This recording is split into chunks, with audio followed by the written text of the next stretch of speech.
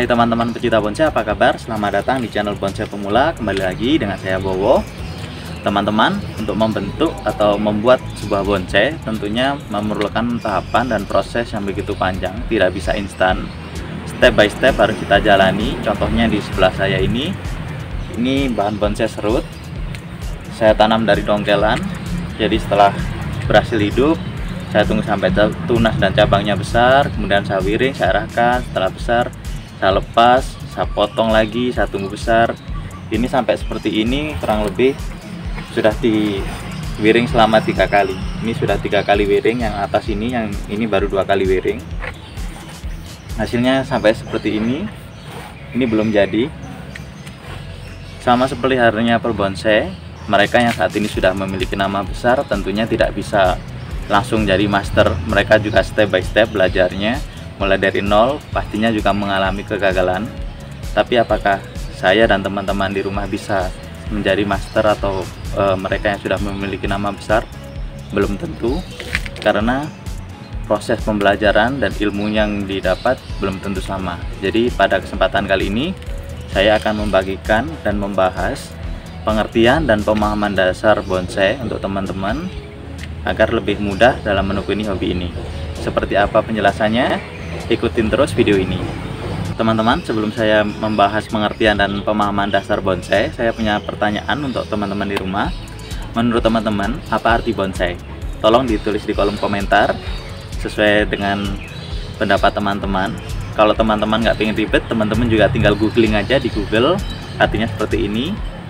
Berdasarkan hasil pencarian di Wikipedia, bonsai adalah tanaman atau pohon yang dikerdilkan di dalam pot dangkal dengan tujuan membuat miniatur dari bentuk asli pohon besar yang sudah tua di alam bebas. Tapi apakah teman-teman puas dengan hasil Google? Tentunya teman-teman punya pendapat masing-masing. Sama seperti saya juga punya pendapat tersendiri tentang bonsai. Menurut saya bonsai adalah seni mengerdilkan tanaman dengan tetap mempresentasikan pohon yang ada di alam. Karena ini sebuah seni, jadi kita punya kebebasan untuk mengekspresikan, menyalurkan seni yang kita miliki atau inspirasi yang kita miliki, imajinasi yang kita miliki ke dalam bonsai yang akan kita bentuk. Tetapi di kalimat kedua saya juga jelaskan dengan tetap mempresentasikan pohon yang ada di alam. Jadi kita nggak asal-asalan banget, jadi kita harus tetap mempresentasikan, mengadaptasi pohon yang ada di alam, kita salurkan, kita bentuk dengan imajinasi kita menjadi bonsai. Menurut saya, bonsai adalah seni bonsai adalah seni mengerdilkan tanaman dengan tetap mempresentasikan pohon yang ada di alam. Bisa diingat-ingat ya untuk teman-teman. Setelah kita mengerti apa arti bonsai, sekarang kita harus memahami bagaimana bentuk-bentuk bonsai. Seperti yang ada di sebelah saya ini bergaya cascade atau air terjun.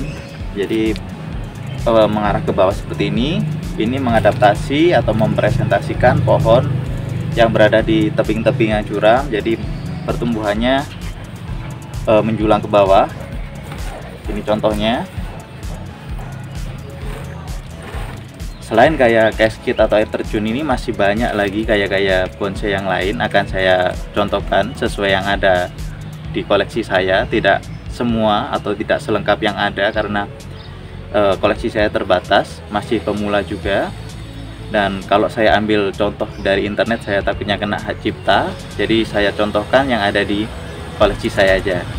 Ini sudah saya contohkan satu, ini kayak cascade atau air terjun. Akan saya ambilkan lagi contoh yang lain agar teman-teman bisa mengerti satu persatu. Ini contohnya cascade atau air terjun. Next akan saya contohkan lagi bahan yang lain.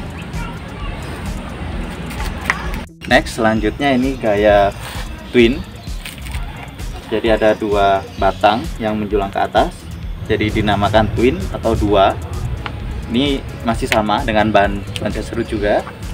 Ini contohnya, bisa didekatkan ya.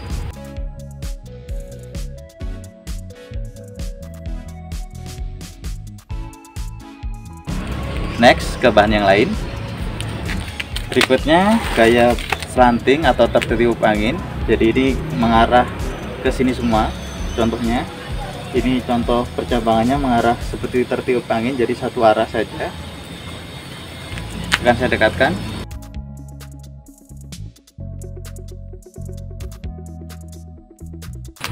Next, kali ini dengan bahan dengan gaya informal. Ciri-ciri informal adalah seperti yang ada di sebelah saya ini. Jadi batangnya ini ada liukannya. Di setiap liukannya ada percabangan. Ini untuk gaya informal. Ada informal dan ada formal. Tapi kalau untuk formal saya nggak punya contohnya, jadi akan saya ulas secara lisan saja. Saya jelaskan secara lisan. Untuk formal itu batangnya tegak ke atas dengan keseimbangan percabangan. Nah, yang di sebelah saya ini informal. Kalau informal, batangnya ada liukan, kemudian di setiap liukan ada percabangan. Next, akan saya contohkan ke gaya bonsai yang lain. Teman-teman, selanjutnya bahan bonsai dengan gaya connect atau connecting. Nah, di sebelah saya ini ada bahan connect. Mungkin ada yang mengira bahan ini grouping.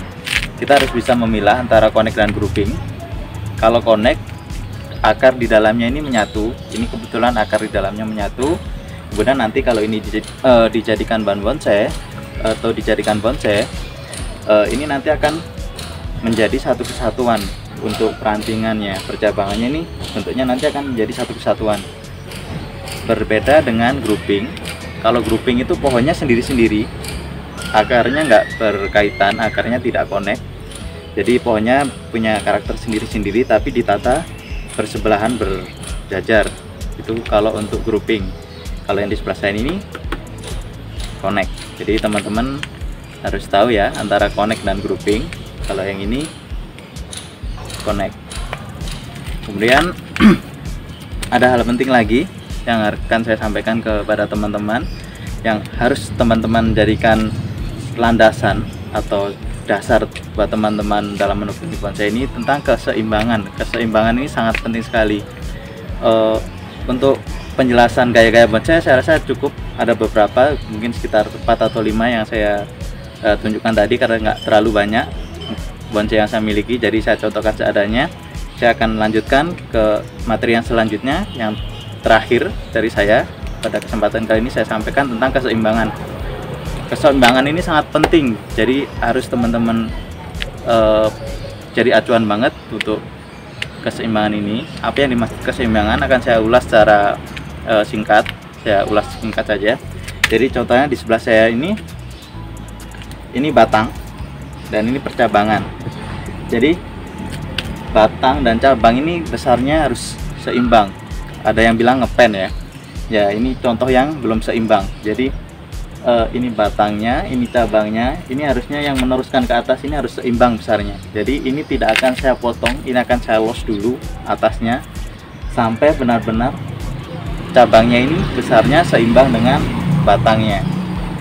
Jadi itu sangat penting, itu harus teman-teman buat acuan juga, agar kalau teman-teman yang punya budget lebih mau beli bahan, biar dapat bahan yang sesuai harganya.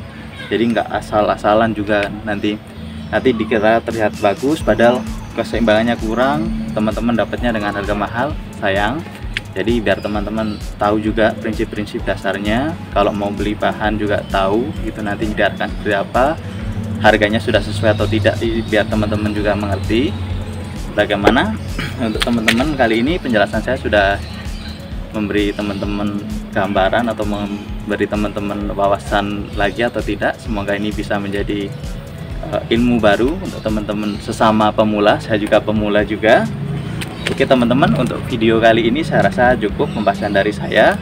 Untuk teman-teman yang sudah melihat video saya, tolong like, komen, dan subscribe agar saya lebih berkembang membagikan pengalaman yang saya miliki kepada teman-teman, agar kita sama-sama bisa menjadi pebonsai yang handal nantinya. Akhir dari video ini saya ucapkan terima kasih. Jaya selalu bonsai Indonesia.